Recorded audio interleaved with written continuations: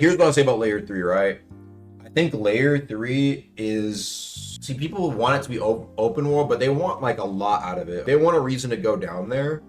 I think layer 3 is as simple as 2 new bosses, 5, 6 new mobs. Now that's very important. New mobs is big. We haven't gotten one since what, Broodlord.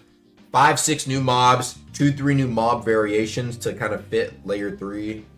New quests, and then on top of that, a new thing for your build, or like a new spin on something that is like it adds on to build creation. A reason to go to layer 3 and tie that all together, and I think you're pretty much good for layer 3. Just make it pretty interesting. I think layer 3 could, there's a lot they could do. Like a bell, not exactly like a bell, because the problem is then you're giving everybody like a huge buff, right? But it could be something akin to like more options for things that are already not crazy expanded upon. That could feel like akin to a new bell. Like, okay, I'll give you an example, right? Let's just say in layer 3, right? So you have deep gems, and it's unfortunate I never did this with layer 2. But let's just say in layer 3, there's like deep gems that are like, they're like super crusted, and it's like when you first get them, they're not really like gems, they're just like rocks. And so layer 3, one of the things you can do in layer 3, maybe it involves one of the bosses or mobs, is you can basically refine that gem, but it has to be in layer 3. And you use like the pressure of the vents to kind of crush and form the gem, right? But the gem is so powerful that essentially if you can only have one gem, they can do 2 things. They can make it to where you can only have one gem on all your mantras. That's how powerful the gem is, right? And it's like a very strong effect on that specific mantra. But in turn, if you can't have bloodless, you can't have no other gems on any other mantra, right? So you can either choose to have like, you know, the deep gems we've had now, or you can have like a layer 3 gem, but only one of them on a mantra. And so in turn, they can add a bunch of layer 3 gems that are way more powerful, and they can add to player choice where it's like, okay, do I want to make a build that just uses bloodless blue, which is good, those are consistent, or do I want to build more into a potential gimmick slash very powerful gem that can be build defining, right? And you know what I'm saying, right? And then that adds like a lot of content. Maybe it takes like 20 hours to unlock, and it's like mysterious and secretive, and like how OG bells were, right? There you go. Literally, I guarantee you, they add that to the game. People are like, oh, yo, and they're like trying to figure shit out. There you go. Content just like that, bruh. But guess what? We didn't get any of that with world events. That's why I think it was fucking a miss. You know what I mean, right? They don't have to add like, okay, now you guys have 2 bells. No, you can.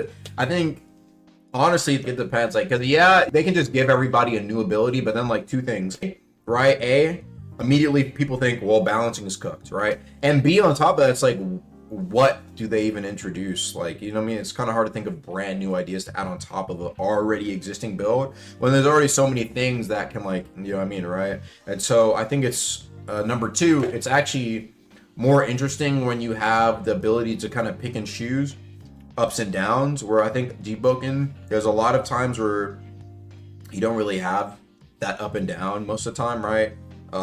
Things will be very like, there'll be a lot of things where it's always good to just do one thing, and they missed out a lot. It's always good to do Shrine of Order. It's always good to put deep gems on, right? It's always good to do X. There's like a couple of things like that. So they can play around. For example, in layer 3, oh, if you never interacted with the shrine before and you talk to boss, instead of fighting him, he's like, wait a minute. You know what? I had people who interacted with the god, and they tied some lore to like layer 3 and layer 1. And when you interact with the shrine, you become like tarnished, right? And not like the flaw, but like you're actually tarnished.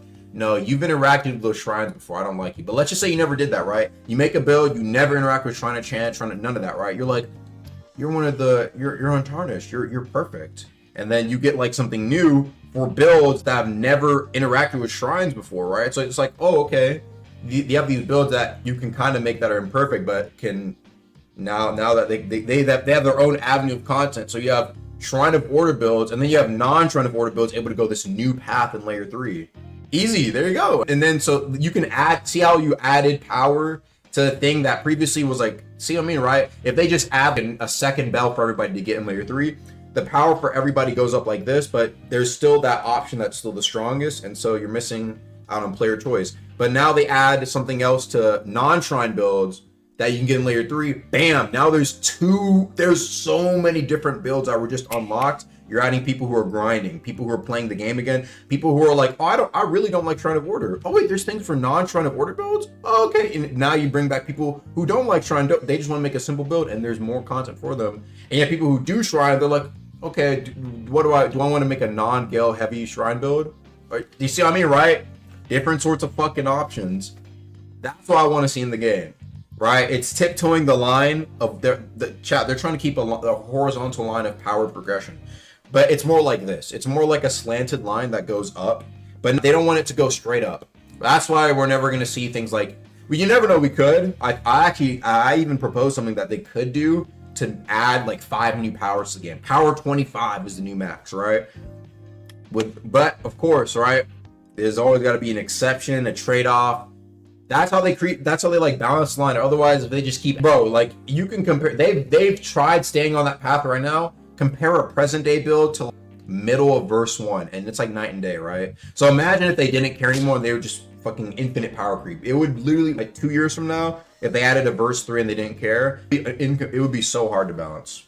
Very hard to put the balance. And even right now, it's already a struggle to balance. Yeah, there's already people complaining about PvP. Oh, there's too strong things in PvE. Oh, well, these bird builds, these sort of builds, these support builds. And now imagine trying to balance all that with everybody having a second bell or everybody having bell evolution, and now you have a stronger fucking resurrection that resurrects them to full health or some. You see, how do you already? So it depends though, because some people will argue that like, well, I'd rather have a lot of fun content, but like eventually though, past I think like the first month or two of like, okay, the new content's there, everybody's enjoying it, then you're kind of past that, and it's like now we have to deal with the balance, and it's gonna hit super hard when you're dealing with shit that feels like you're gonna get fucked over. You know what I mean? So that's why I think it's very important to stay in that line too. I agree with that, and I think Debooking does run into its issues eventually, where like, what content do they add, right? And it feels like as time goes on, it feels like you almost have to make like it feels like it's like the player base like, yo, these weapons are getting crazier and crazier as they release. If it doesn't release crazy, it gets ignored, it gets unused. Hell, if something ever releases even like slightly underpowered, right, it will be unused. Look at Fractine, right? That is like, it's just slightly underpowered. Despite being a legendary weapon, you will never see a motherfucker on it, right? So I don't know. I feel like they're kind of putting a hole with weapons, but I don't think there's no ideas. I still think there's a good few amount of things that we can see until we really stop. If y'all enjoyed the video, make sure to go click on these other videos, man, and I'll see you guys later. Peace.